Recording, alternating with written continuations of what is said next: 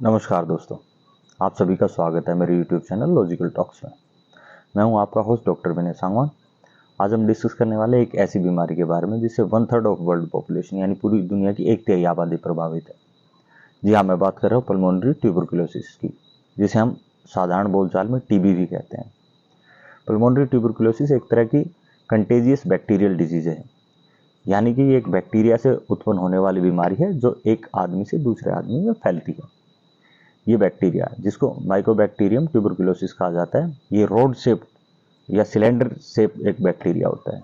ये जब हमारे रेस्पिरेटरी सिस्टम में एंटर कर जाता है तब ये बीमारी को उत्पन्न करता है। इसीलिए इस बीमारी को पल्मोनरी ट्यूबरकुलोसिस भी कहा जाता है। ये हवा के द्वारा फैलने वाला एक बैक्टीरिया है। इसको हम ड्रॉपलेट इन्फेक्शन भी कह देते हैं। इसका मोड ऑफ जो ट्रांसमिशन है उसको ड्रॉपलेट इन्फेक्शन भी कह देते हैं। इसको ड्रॉपलेट इन्फेक्शन कहने का एक रीजन है, बिकॉज जब भी हम किसी से बात करते हैं या छींकते हैं या खाना खाते टाइम हमारे सलाइवा का या फिर हमारे बॉडी से जो वेपर्स आते हैं थ्रू रेस्पिरेटरी सिस्टम जो भी आते हैं, ये हवा में फ्लोट करते हैं। ये ड्रॉपलेट्स कुछ घंटों के लिए हवा में रह जाते हैं और इन्हीं ड्रॉप्स के जरिए ये ड्रॉप्स एक वेक्टर का काम करते हैं जिसमें बैक्टीरिया ट्रैवल करता है।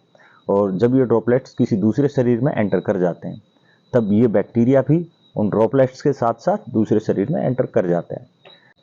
अब जैसे ही ये बैक्टीरिया हमारे बॉडी में एंटर करता है तो सबसे पहले ट्रैकिया से ब्रोंकाइज से ब्रोंकियोल्स, देन लंग एल्वियोलाइज में चला जाता है। यहाँ पे हमारे इम्यूनिटी को एक्टिव कर देता है। इम्यूनिटी एक्टिव होने के बाद ये ग्रैनुलोमा फॉर्मेशन हो जाता है, जिससे ये इन्फ्लामेशन क्रिएट करता है। इन्फ्लामेशन के बाद आगे फर्दर इसमें जैसे ही कॉम्प्लिकेशंस आते हैं तो ये फाइब्रोकैविटी डेवलप कर देता है और जो लोकल सेल्स हैं लंग्स की उनको डिस्ट्रॉय कर देता है और बीमारी के आगे फर्दर स्टेजेस आने शुरू हो जाते हैं। इन सिम्टम्स ऑफ ट्यूबरकुलोसिस यानी टीबी के लक्षण क्या है? पहला लक्षण 3 हफ्ते से ज़्यादा खांसी आती है मरीज को। टीवी में भी जैसे आजकल हम देखते हैं कुछ अवेयरनेस प्रोग्राम्स हैं जिसमें इसके लक्षण बताए गए हैं। पहला लक्षण यही बताया जाता है कि 3 हफ्ते से ज़्यादा अगर आपको खांसी हो तो तुरंत एक बार जांच कराएं। ये खांसी कुछ मरीजों में सूखी भी आती है, ड्राई कफ भी होती है, कुछ मरीजों में बलगम भी आता है और कुछ मरीजों में खांसी के साथ साथ खून भी आता है। तो पहला लक्षण हम मानेंगे 3 हफ्ते से ज़्यादा खांसी आना। दूसरा लक्षण, मरीज को तेज़ बुखार आता है, मरीज को रात को बहुत ज़्यादा स्वेटिंग होती है, नाइट स्वेटिंग बोलते हैं इसको। तीसरा, इसमें चिल्स भी आते हैं, कपकपी भी महसूस करता है मरीज़। अगला लक्षण है इसमें मरीज को बहुत ज़्यादा वेट लॉस होता है, यानी महीने में 5 से 10 किलो वजन, जो एक नोटिसेबल एक डिफरेंस हम महसूस करते हैं वजन में। अगला लक्षण, पेशेंट बहुत ही ज़्यादा फटीग महसूस करेगा, बहुत ज़्यादा कमज़ोर या थकान महसूस करता है। उससे अगला लक्षण, मरीज को ब्रीदिंग डिफिकल्टी होती है, सांस लेने में तकलीफ होती है। उसके बाद जब हम पैल्पेट करते हैं तो लिम्फ नोड्स एनलार्ज महसूस होंगे और लिम्फ नोड्स टेंडर महसूस करते हैं। पेन इन चेस्ट में पेन रहेगा उसको मरीज को, और फेफड़ों के आसपास फ्लूइड भी इकट्ठा होता है कुछ मरीजों में। तो ये कुछ लक्षण थे। अगर इनमें से हमें कुछ लक्षण अगर महसूस होते हैं तो हमें तुरंत डॉक्टर की सलाह लेनी चाहिए। आते हैं इन्फेक्शन के स्टेजेस के ऊपर। इसमें पहली स्टेज है प्राइमरी स्टेज। इस स्टेज में जो मरीज होता है, जो इन्फेक्टेड पेशेंट होता है, वो बहुत कम इम्यून होता है, उसकी इम्यूनिटी बहुत वीक होती है। जैसे ही इन्फेक्शन स्टार्ट होता है यानी जैसे ही बैक्टीरिया बॉडी में एंटर कर जाता है, हफ्ते से 2 हफ्ते के दौरान इसमें ट्यूबरकुलोसिस के लक्षण यानी टीबी के लक्षण आने शुरू हो जाते हैं, जिसमें तेज़ बुखार आना, सीवियर कफ होना, तेज़ खांसी आना और रात में चिल्स होना। ये लक्षण इसके जो भी हम टीबी के हमने डिस्कस किए वो सारे तुरंत 1 से 2 हफ्ते के अंदर अंदर आ जाते हैं। ये इसकी प्राइमरी स्टेज है। अब आती है इसकी सेकेंड स्टेज, जिसको हम लेटेंट स्टेज भी कहते हैं। इस स्टेज में जैसे ही बैक्टीरिया बॉडी के अंदर एंटर करता है तो बॉडी का इम्यून सिस्टम एक्टिव हो जाता है। इस स्टेज में बेसिकली जिनका इम्यून सिस्टम बहुत स्ट्रांग होता है, ये फेज उन्हीं लोगों में आता है। जैसे ही बैक्टीरिया एंटर किया, मैक्रोफेजेस जो होते हैं वो कंट्रोल करते हैं बैक्टीरिया को और इसको स्प्रेड करने से रोकते हैं। इस कंडीशन में बैक्टीरिया डोरमेंट कंडीशन में बॉडी में पड़ा रहता है, जिससे इसमें ना तो कोई साइन सिम्टम आते हैं, ना इसके कारण बैक्टीरिया फैलता है। अब ये आता है तीसरी स्टेज, जिसको हम एक्टिव फेज भी बोलते हैं।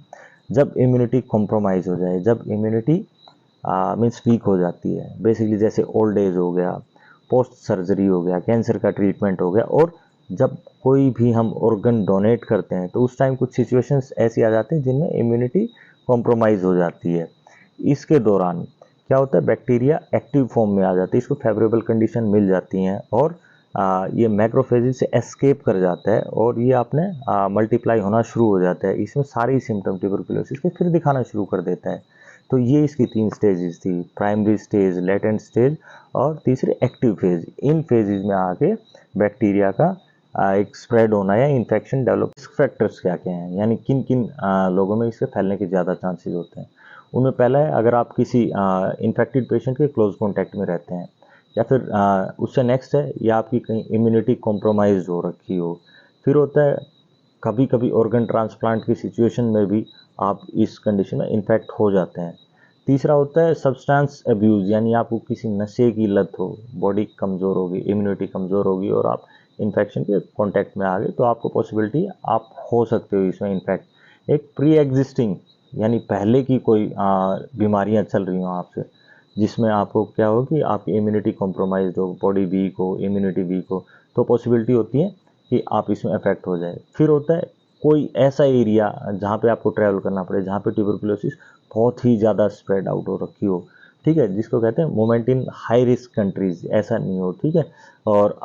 और क्राउडेड, ठीक है, और क्राउडेड हाउसेज हों या स्लम्स हों, उन एरियाज़ में इसके फैलने के बहुत ज़्यादा चांसेस होते हैं। इनएडिक्वेट हेल्थ मेजर्स हों, जहाँ पे हेल्थ फैसिलिटीज़ प्रॉपर नहीं हो, ठीक है, एक माल न्यूट्रिशन यानी खाने पीने की कमी हो, इसको प्रॉपर न्यूट्रिशन नहीं मिलता हो।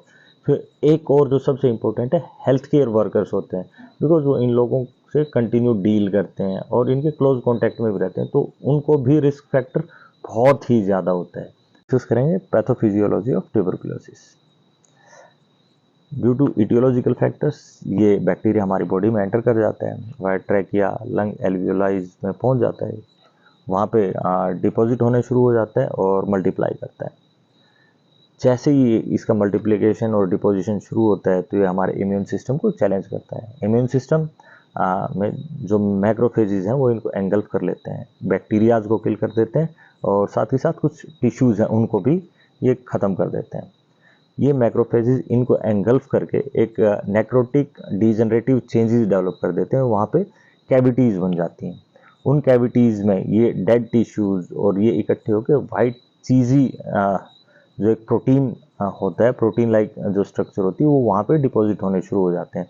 और जैसे ही हम इनके एक्सरे में भी देखते हैं कि जो वाइट ओपेसिटी जो आने लग जाती है, वो इसी फ्लूइड, जो एक प्रोटीन टाइप फ्लूइड है, उसी के कलेक्शन से आती है। ये इसकी पैथोफिजियोलॉजी है of tuberculosis. Diagnosis of tuberculosis यानी ट्यूबरकुलोसिस की जांच कैसे करें। तो इसमें कुछ टेस्ट होते हैं, जिनमें पहला टेस्ट होता है ट्यूबरकुलिन स्किन टेस्ट, जिसको मोंटक्स टेस्ट भी कहते हैं। सेकंड है इसमें चेस्ट एक्सरे, चेस्ट एक्सरे से भी डायग्नोसिस होता है। उसके बाद आता है AFB smear test, then AFB culture test, और फिर इसका लास्ट का आता है क्वेंटिफेरॉन टेस्ट, जिसको हम TB गोल्ड टेस्ट भी कहते हैं। अब आता है ट्रीटमेंट ऑफ ट्यूबरकुलोसिस। ट्यूबरकुलोसिस में सबसे पहले ध्यान देने वाली बात ये कि लंबा ट्रीटमेंट होता है इसका इलाज लंबा चलता है, मिनिमम 6 महीने तक। अगर फ्रेश पेशेंट है तो उसको लगातार 6 महीने तक दवाइयाँ दी जाती हैं, और बाकी डिपेंड करता है कि अगर उसको दोबारा रीअकरेंस है या तीसरी बार है तो उसकी सिचुएशन के अकॉर्डिंगली उसका ट्रीटमेंट 6 महीने से 9 महीने, 12 महीने, 24 महीने तक भी चल सकता है। तो इसमें पहली बात यह है कि आपको ट्रीटमेंट बीच में नहीं छोड़ना है, और किसी डॉक्टर के ऑब्जर्वेशन में ही आपको इसकी दवाइयाँ लेनी है। जैसे गवर्नमेंट ने भी एक स्कीम चलाई हुई है, जिसको हम डॉट्स बोलते हैं, डायरेक्ट ऑब्जर्वेशन थेरेपी बोलते हैं। इसमें एंटी ट्यूबरकुलर ड्रग्स आपको दी जाती हैं, तो इसमें प्रॉपर कोर्स करना है, बीच में नहीं छोड़ना है। बीच में छोड़ेंगे तो इसमें रीअकरेंस की पॉसिबिलिटी ज़्यादा रहेगी, जो बहुत ज़्यादा कॉम्प्लिकेशंस डेवलप कर देती है। और इसमें एक वैक्सीनेशन भी देते हैं हम, जिसको हम BCG बोलते हैं, लेकिन ये 100% कारगर नहीं है, तो प्रॉपरली एक अपन ने सावधानी भी रखनी है। और इससे प्रिकॉशंस क्या क्या रखनी है, एक तो इसमें आइसोलेशन रखना है, हमें मरीज को बाकी लोगों से अलग आइसोलेट करके रख देना है, जिससे उसका स्प्रेड होने का पॉसिबिलिटी कम रहे, क्यों, बिकॉज ये हवा से ही फैलती है, ठीक है। तो ड्रॉपलेट इन्फेक्शन जो प्रोसीजर होता है वो ना हो, तो मरीज को आप अलग कमरे में, या एक घर में रहते हैं तो अलग कमरे में उसको शिफ्ट कर देंगे और प्रॉपर आइसोलेशन का ध्यान रखेंगे। दूसरा हेल्थ एंड हाइजीन, उसको प्रॉपर उसकी हाइजीन मेंटेन रखेंगे। तीसरा उसका जिस तरह जो TB का पेशेंट हो जाता है, बहुत वीक हो जाता है, तो उसका प्रॉपर न्यूट्रिशन का ध्यान रखेंगे, प्रॉपर हाइड्रेशन का ध्यान रखेंगे, एडिक्वेट अमाउंट में उसको फ्रूट्स देंगे, खाना देंगे, ठीक है। और ये प्रॉपर ध्यान रखने के बाद उसके रिकवरी के चांसेस और भी बढ़ जाते हैं। और जैसे ही पेशेंट रिकवर हो जाते हैं तो उसको मेन स्ट्रीम में वापस लाने की कोशिश करें, बिकॉज इतने लंबी बीमारी के बाद पेशेंट कई बार कॉन्फिडेंस लूज कर देता है। तो उसको मोटिवेट करेंगे और एक अच्छी हेल्दी लाइफ जीने के लिए उसको प्रेरित भी करेंगे। तो मैं आशा करता हूँ मेरे द्वारा दी गई जानकारी आपके काम आएगी, और कोशिश रहती है कि सरल और साधारण भाषा में एक आमजन तक ये हमारी जो एक जानकारी वो पहुँचाने की कोशिश की है हमने। तो अगर आपको ये पसंद आती है तो इसको आप चैनल को लाइक भी करें और सब्सक्राइब भी करें,